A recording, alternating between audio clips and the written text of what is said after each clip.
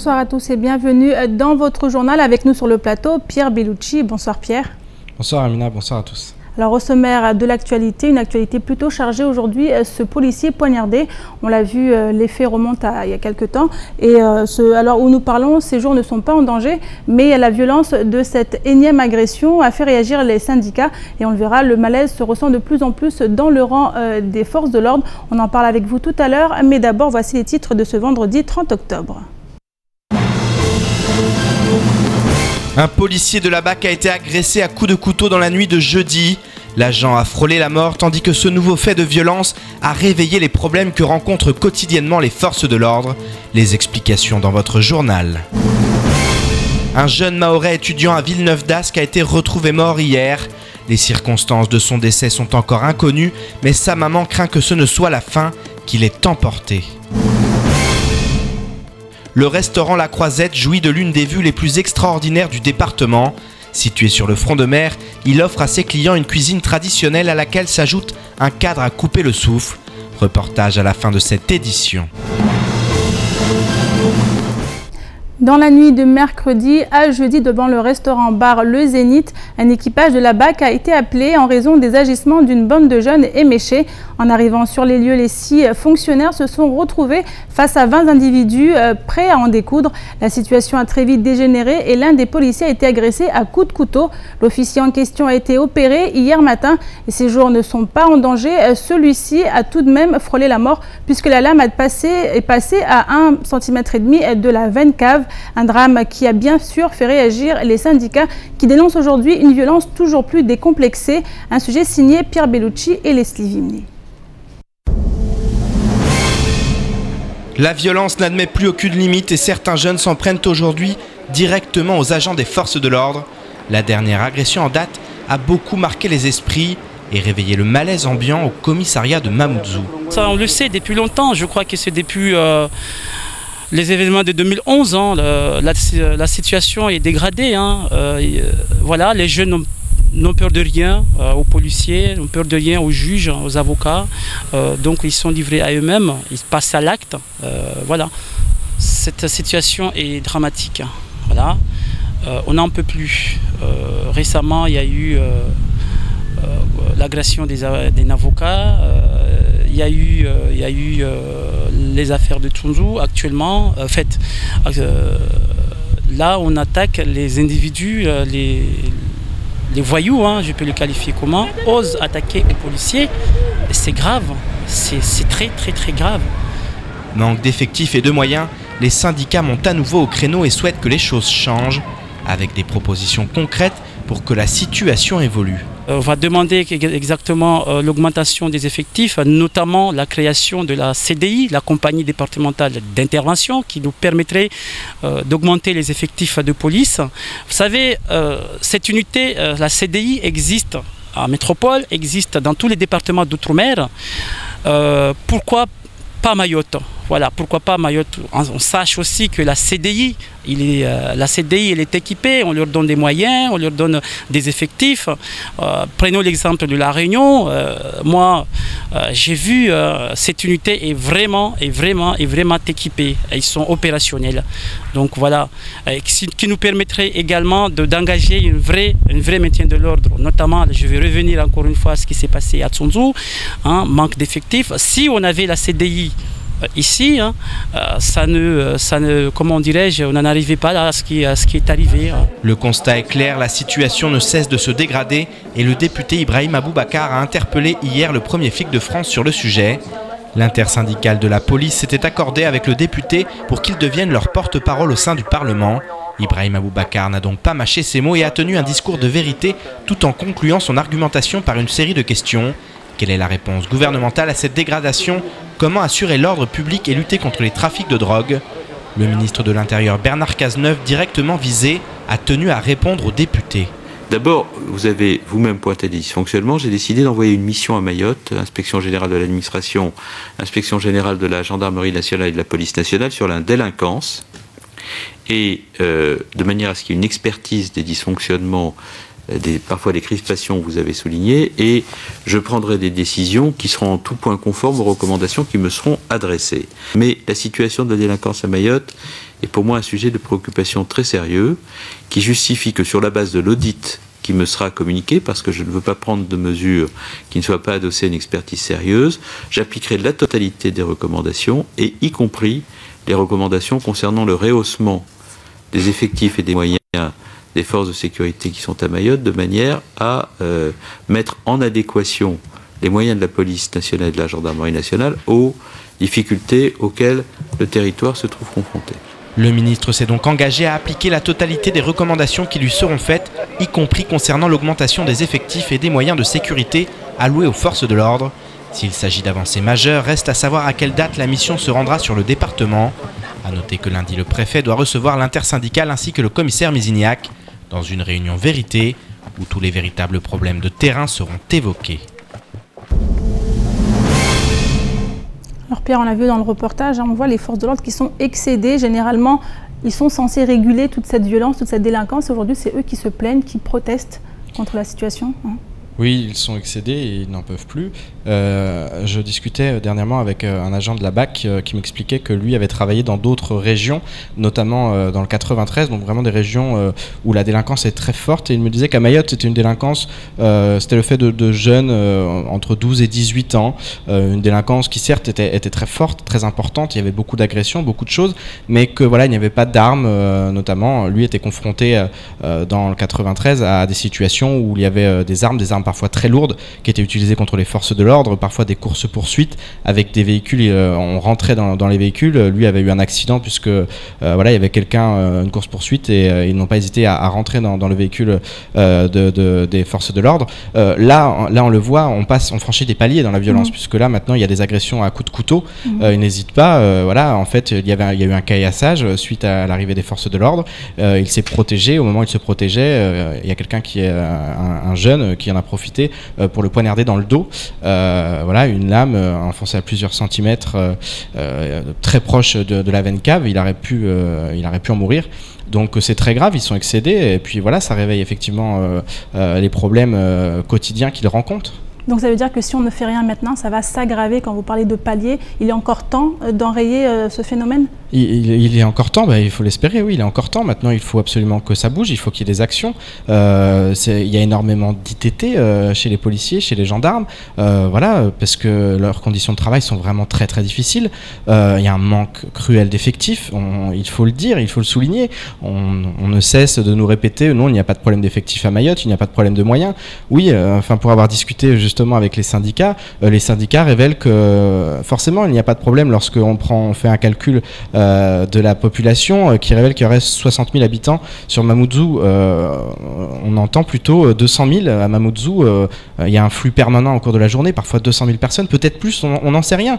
Donc forcément, le quota sur 60 000, oui, on n'a pas de manque d'effectifs. Par contre, si on avait des vrais chiffres, là, effectivement, on serait en sous-effectif criant. Alors on parle de chiffres, justement, il y a un audit qui doit être fait, comme l'a dit le ministre dans le reportage. Ça va changer quoi très clairement? Est-ce que les policiers y croient? Écoutez, je ne sais pas si les policiers y croient. En tout cas, les policiers, eux, ils sont sur le terrain et ils ont des revendications, ils ont des choses à dire. Là, aujourd'hui, on fait venir un audit. Est-ce que ça a vraiment du sens? Pourquoi on ne les écoute pas? Eux, ils connaissent les vraies problématiques. Le député Aboubacar il est porte-parole justement de l'intersyndicale, qui l'a rencontré, qui lui a demandé d'aller au Parlement et d'essayer d'agir en leur faveur, essayer de faire remonter. Bernard Cazeneuve est venu sur le département. Je pense qu'il a rencontré aussi les forces de l'ordre, qu'il était à même à l'époque. Il y a plus d'un an, voilà, de comprendre que la situation était déjà critique et ça ne fait que se dégrader. Alors un audit maintenant, on ne sait pas exactement quand, on ne sait même pas combien ça va coûter. Voilà, alors qu'il y a beaucoup de propositions, les syndicats ont des propositions, mettre des forces de l'ordre, des civils par exemple, qui seraient postés à plusieurs endroits, qui pourraient justement appeler, ou voilà, il y a beaucoup de choses. On parle aussi de CDI, donc voilà, c'est à peu près des CRS, c'est pas vraiment des CRS, mais voilà, c'est 60, à chaque fois c'est à peu près 60 personnes, ça serait des renforts de poids, il y en a vraiment besoin. Il faut arrêter de nous dire qu'il n'y a pas un manque d'effectifs, il y a un manque d'effectifs, il y a un manque de moyens, et maintenant la situation est grave, il faut absolument que les autorités réagissent. Alors justement, une rencontre aura lieu dans les prochains jours. Et qu'est-ce que vous avez déjà eu des retours, Écoutez, oui, cette réunion qui va se tenir lundi à 15h, je pense qu'il va y avoir beaucoup de choses qui vont être mises sur la table, notamment, voilà, les syndicats, on le sait, il y a un gros problème, il y a un malaise au sein de la police. Nous devions avoir sur notre plateau le commissaire Misignac qui finalement n'est pas venu. Il souhaitait s'exprimer, mais la préfecture n'a pas autorisé puisqu'il y a une enquête en cours. Vous voyez, on voit bien qu'on refuse de communiquer. C'est vraiment dommageable. C'est très dommageable et justement le commissaire Misignac est directement pointé du doigt par les syndicats puisqu'on entend peut-être que lui justement fait remonter des informations qui sont fausses. On parle de 7 patrouilles. Lorsqu'on parle avec les syndicats, non, il n'y a pas cette patrouille permanente à Mayotte, ce n'est absolument pas vrai. Voilà, ils invitent même au préfet à venir voir si effectivement il y a cette patrouille sur le terrain. Donc il va y avoir beaucoup de choses qui vont être mises sur la table. Ils en attendent beaucoup. Espérons qu'ils seront entendus. Et merci beaucoup Pierre. On continue. Deuxième jour de grève au centre hospitalier de Mayotte. Une partie des agents continue de protester contre les conditions de travail devenues invivables. Le flux des patients ne fait qu'augmenter alors que le personnel et les moyens stagnent. Et lorsque les agents viennent à comparer la situation locale avec celle du département voisin de La Réunion, les chiffres parlent d'eux-mêmes. Un sujet signé Abbas Alidi, Pierre Bellucci et Leslie Vimné. Les agents du CHM ont besoin d'exprimer le ras-le-bol ambiant qui frappe leur établissement. Manque de moyens, manque de personnel, afflux en perpétuelle augmentation. La surcharge de travail est insupportable pour un hôpital devenu déficitaire. On est déficitaire, donc on ne nous accorde pas l'AME ni le CMI. Alors qu'on sait très bien que si on avait ça, on pouvait rentrer dans la T2A, c'est-à-dire tarification à l'acte. Et on le sait très bien qu'au jour d'aujourd'hui, vu le surplus de patients pris en charge à l'hôpital, avec la tarification de la T2A, on pourrait s'en sortir, mais largement. Le rapport des moyens déployés à développer les unités de soins entre Mayotte et La Réunion n'est pas proportionnel. Le 101e département possède en effet 5 blocs opératoires pour plus de 300 000 habitants, là où les différents hôpitaux réunionnais en possèdent 40 pour 900 000. Les chiffres parlent pour eux et prouvent le chemin qu'il reste encore à parcourir. Ce qu'ils ont actuellement à La Réunion, toutes ces aides exceptionnelles, ça correspond justement à leur niveau de vie, ça correspond à leurs besoins. On est entièrement d'accord. Et on ne demande pas à ce que le budget qui a été attribué, par exemple pour l'ARS régionale, qu'il soit diminué là-bas et augmenté ici. Non, loin de là. Mais qu'on puisse reconnaître les besoins réels de Mayotte, qu'on ne nous envoie pas dans des pactes politiques minables pour 25 ans ou dans 15 ans. Non, à un moment il faut qu'on arrête. Mayotte est en train de sombrer, la santé à Mayotte se dégrade chaque jour et l'État reste indifférent par rapport à ça. Comment voulez-vous qu'on reste indifférent par rapport à ça? Expliquez-nous publiquement. Parmi l'ensemble des revendications, celle de l'ancienneté est également à l'ordre du jour. Le manque de considération de certains agents ne semble pas dater d'hier.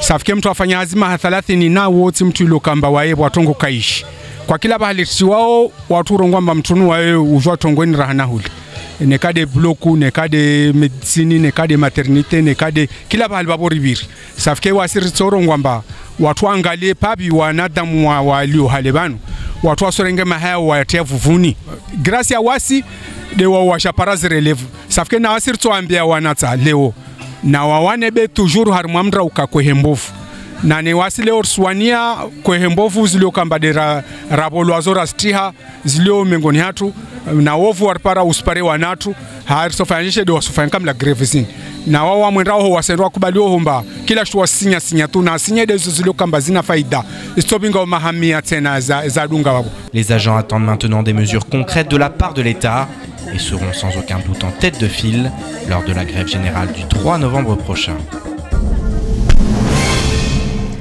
Et les élèves du lycée de Kaweni se sont mis en grève aujourd'hui. D'abord, contenu dans l'enceinte de l'établissement, un cortège d'environ 200 élèves s'est ébranlé en direction du conseil départemental où une délégation a été reçue.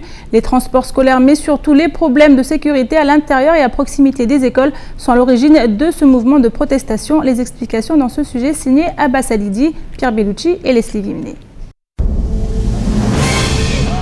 Les problèmes de bus continuent dans l'indifférence générale. Après les incidents de Tsunzu il y a quelques semaines, c'est au tour des lycéens de Kaweni de se révolter face aux problèmes.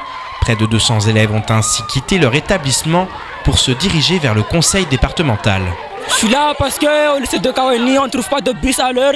On reste là, attendre le bus. Si on attend le bus, on nous agresse, on nous frappe, on nous tend un téléphone et le bus ne vient pas. Donc nous on est venus ici pour avoir de bus et que les agressions cessent et ils arrêtent qu'on nous agresse. Avec des réponses. Aujourd'hui, on a décidé d'être nombreuses, de venir ici nombreuses. On a accueilli, moi je suis déléguée, on a accueilli tous les élèves. On les a fait réunir ce matin même.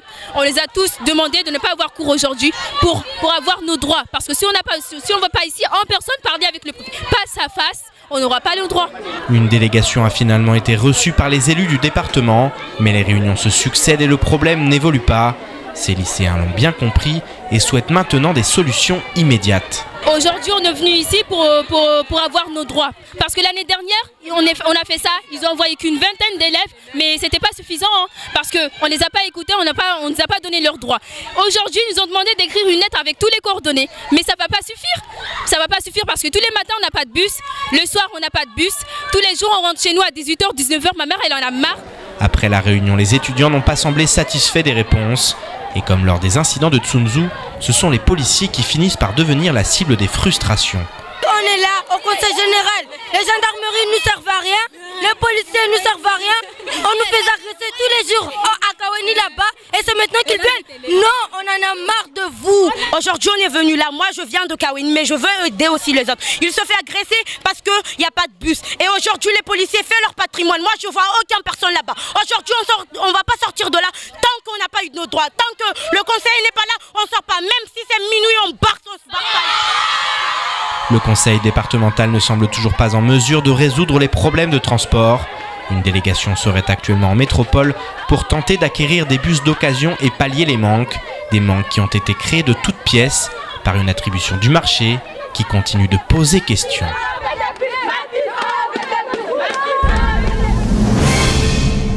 Le conflit qui oppose la société MCG au manutentionnaire historique Smart ne trouve toujours pas d'issue. La première vice-présidente du conseil départemental, Fatima Soufou, était sur notre plateau ce matin pour expliquer la position de l'institution propriétaire du port. En charge de l'administration générale des infrastructures et des transports, elle a rappelé le besoin urgent de conciliation tout en affirmant y travailler bec et ongle. On l'écoute lors de la matinale de Kosi. Là, tant que l'espoir est là pour qu'il y ait un terrain d'entente sur le terrain, nous continuons à y travailler ensemble et à pousser les gens à s'entendre. Et j'appelle à la conscience de tous, parce que le port, c'est le poumon de Mayotte. Ah oui. Le port, c'est des millions d'argent qui rentrent. Et actuellement, Madame Nel ou MCG, qui ne fait pas de recettes, c'est le conseil départemental qui a un manque à gagner. Et demain, c'est la Smart et d'autres prestataires qui pourront mourir. Bien sûr. Et vraiment, c'est un désastre pour tout le monde. Et aussi, en face, les armateurs ne feront pas confiance à Mayotte. Et ça, c'est un réel problème. Et je peux vous dire qu'actuellement, nous travaillons pour la mise en place de la sûreté, parce que jusque-là, Mayotte n'est pas reconnue au niveau international, ça il faut le savoir, et j'y travaille pour que dès janvier 2016, nous fassions partie des ports internationaux. Un jeune étudiant mahorais résident à Villeneuve-d'Ascq a été retrouvé mort à son domicile. Son corps était dans un état de décomposition avancée, laissant penser que sa mort date d'il y a plusieurs semaines, voire plusieurs jours, voire plusieurs semaines. Selon la mère du jeune homme, celui-ci appelait à l'aide financièrement, ce qui laisse penser qu'il serait mort de faim. Un obstacle médico-légal a été opposé et une autopsie sera pratiquée pour déterminer les causes exactes du décès. Un reportage de Shakila Issouf et Fred Souleymana. C'est rempli de douleur que cette mère de famille témoigne Cela fait que quelques heures qu'elle vient d'apprendre le décès de son fils qui étudiait à l'île Villeneuve-d'Ascq. Le jeune homme avait alerté depuis plusieurs semaines sur ses problèmes financiers. Sa maman a donc entrepris toutes les démarches nécessaires pour obtenir la bourse que le jeune étudiant ne recevra jamais.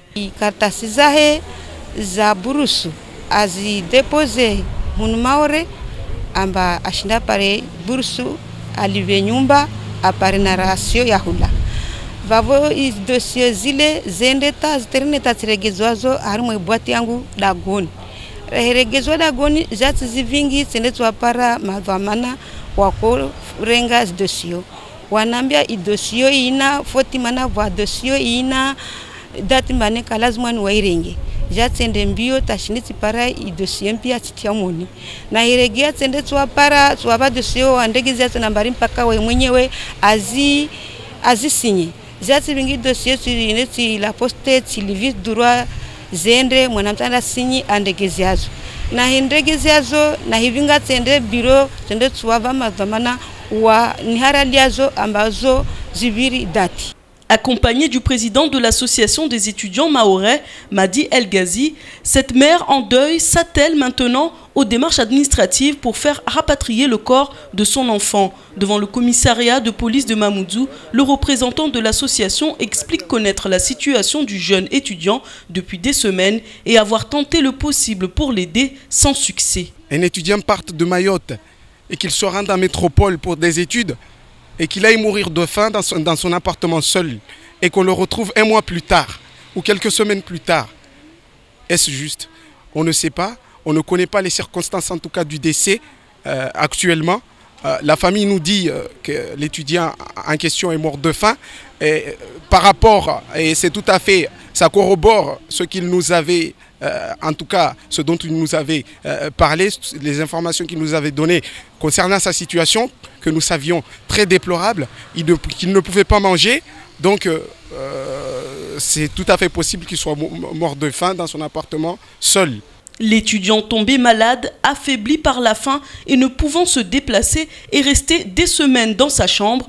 Seule sa mère à distance a tenté de lui venir en aide en faisant appel aux services concernés, conseillés et accompagnés par l'association des étudiants. Aujourd'hui, la mère de l'étudiant décédé peine à réaliser ce qui se passe.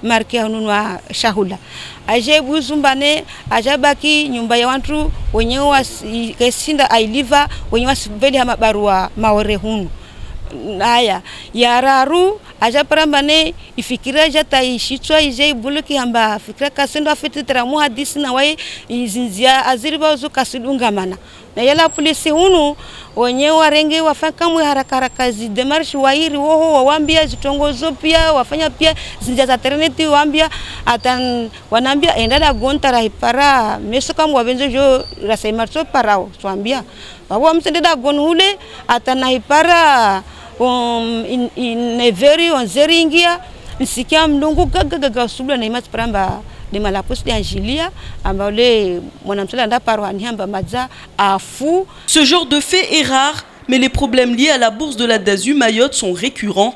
Chaque année, des centaines d'étudiants connaissent des difficultés pour toucher cette aide indispensable à la poursuite des études. Depuis la rentrée, plusieurs élèves se plaignent et alertent le conseil départemental en charge du versement.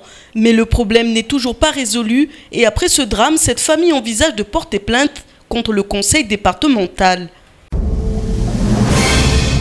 Alors Pierre, une triste affaire qui montre dans quelle situation peuvent se trouver certains étudiants une fois partis de Mayotte.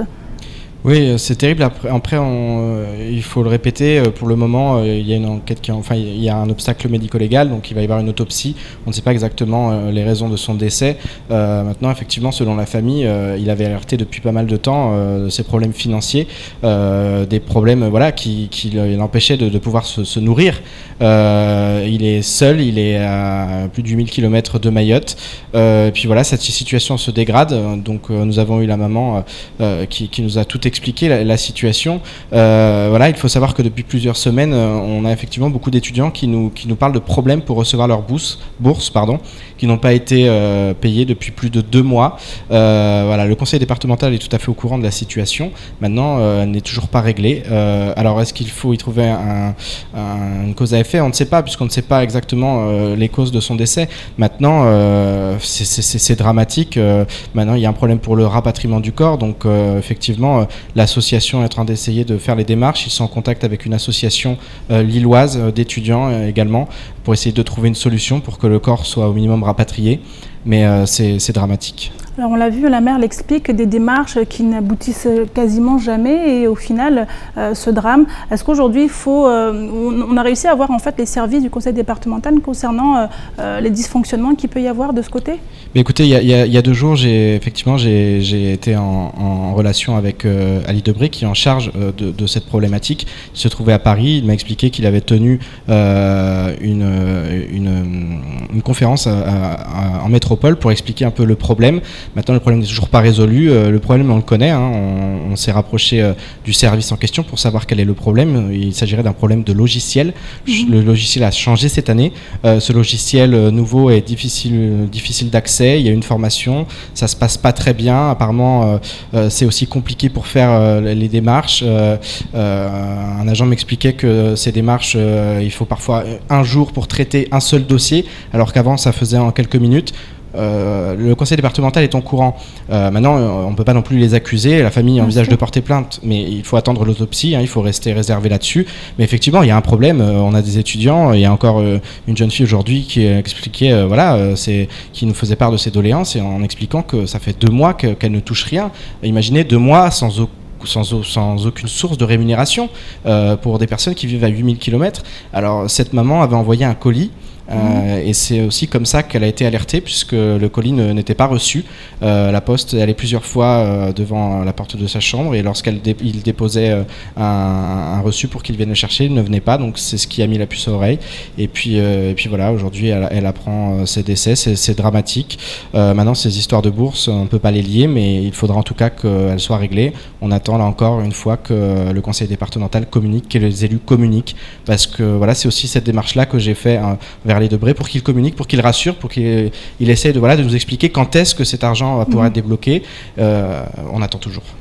Merci beaucoup Pierre pour ces précisions. Je vous propose maintenant de faire un petit tour d'horizon sur le reste de l'actualité de ce vendredi 30 octobre dans l'actualité en bref. Depuis hier, la commune de Mtsamboro signale de nombreux désordres, chutes d'arbres, éboulements, inondations. La préfecture de Mayotte informe donc que la vigilance météo forte pluie valable depuis hier à 16h a été prolongée ce jour. Les amas nuageux instables qui se sont renforcés au nord de Madagascar affectent actuellement notre département.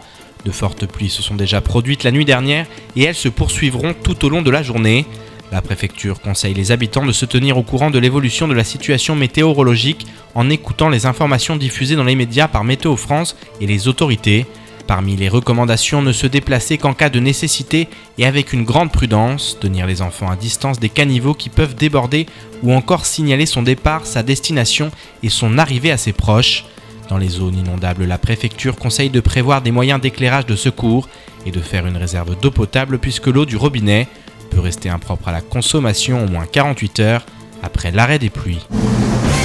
4 personnes avaient trouvé la mort sur les routes mahoraises en 2013 contre 6 en 2014, soit une augmentation de 33%.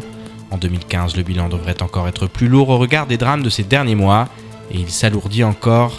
En effet, le 24 octobre, un accident s'est produit dans le village de Mtsahara, commune de Mtsamboro. Un seul véhicule a été impliqué avec à son bord 3 personnes. Selon la gendarmerie, le passager arrière souffrait de quelques blessures superficielles et avait été pris en charge par les sapeurs-pompiers pour être transporté à l'hôpital de Dzomonier. Il sera ensuite transféré au CHM de Mamoudzou, où le jeune homme avait alors été hospitalisé en service de réanimation car il souffrait d'un traumatisme crânien et avait dû être plongé dans un coma artificiel. Son pronostic vital avait été engagé et la nouvelle est tombée très tôt hier matin. Le jeune homme originaire de Hamjago, Faïmoudine, est décédé des suites de ses blessures. Une enquête est actuellement en cours à la brigade de gendarmerie de Mtsamboro. Ce matin, une voiture est égarée devant l'entrée du bâtiment Barakani à Mamoudzou, ne laissant ainsi aucune possibilité d'entrée ni de sortie. La police a été appelée et a répondu laconiquement qu'elle ne pouvait rien faire. Le véhicule appartenant à une fonctionnaire de la préfecture. Certains usagers ne pouvant sortir sont arrivés très en retard à leur travail. Après 2 heures de blocage, la femme a tout de même fini par récupérer le véhicule. Elle n'a cela dit pas pris le soin de s'excuser et a même répondu aux policiers qui l'ont verbalisé qu'elle s'en moquait. Elle a ensuite pris une photo de l'agent des forces de l'ordre sous forme de menace par rapport à son poste de fonctionnaire à la préfecture. Elle a ensuite pris soin de déplacer sa voiture pour aller se garer un peu plus loin, sur une zone de stationnement interdit. De quoi inspirer les passants qui ont décrit sur son pare-brise ce dicton bien connu : quand il y a de la gêne, il n'y a pas de plaisir. Et à noter que l'exercice crise glissement de terrain lié aux fortes pluies à Mtsamboro a été levé. Et direction maintenant le front de mer de Mamoudzou, ouvert depuis le 25 mars 2015. La Croisette est l'un des seuls restaurants où l'on peut profiter d'un cadre avec vue sur le lagon. Ainsi, quelques mois après l'ouverture des lieux, nous sommes allés à la rencontre de la propriétaire, Madame Aloua Ribou, qui cuisine elle-même des plats traditionnels et diversifiés pour le plus grand bonheur de sa clientèle. Reportage Shakila Essouf et Fred Souleymana. Le vent caresse délicatement les visages des clients et c'est apaisé et confortablement installé qu'ils vont déjeuner. Il faut dire que le paysage est à couper le souffle et même si pour certains clients cela fait plus d'une fois qu'ils y déjeunent, le sentiment de liberté et de bien-être reste le même. Manger n'est pas seulement vital, en ces lieux, cela devient majestueux. On a vraiment le lagon et en plus de ça on peut manger, travailler en même temps, boire un coup. Puis c'est agréable. Et c'est à proximité de tout en fait. Des taxis, de la barge, de l'amphi, de l'office, si on a besoin de quelque chose. Et puis c'est le point de rendez-vous. Salade crudité, parce que je fais un petit régime, donc voilà, j'ai pris ça. C'est la première fois, c'est pour découvrir. Moi, ce qui m'a attiré en fait, c'est plutôt l'ambiance, étant donné qu'il y a la mer juste en face. Voilà, il y a le vent, donc voilà, c'est ce qui m'a attiré. Asnia, qui y travaille depuis 6 mois, avoue avoir beaucoup de chance de faire le travail qu'elle aime dans un environnement si agréable. Non, en fait, c'est dans ma nature de sourire tout le temps à la base. Et après, quand j'ai affaire à des clients sympas, et même j'aime ce que je fais, donc je souris. En général, je souris tout le temps. En plus, il fait beau, on est à l'air libre, je suis pas enfermée. Et moi, je suis quelqu'un qui n'aime pas trop être entre 4 murs, donc ouais, j'aime bien ça. Et aujourd'hui encore, c'est tranquille, hein.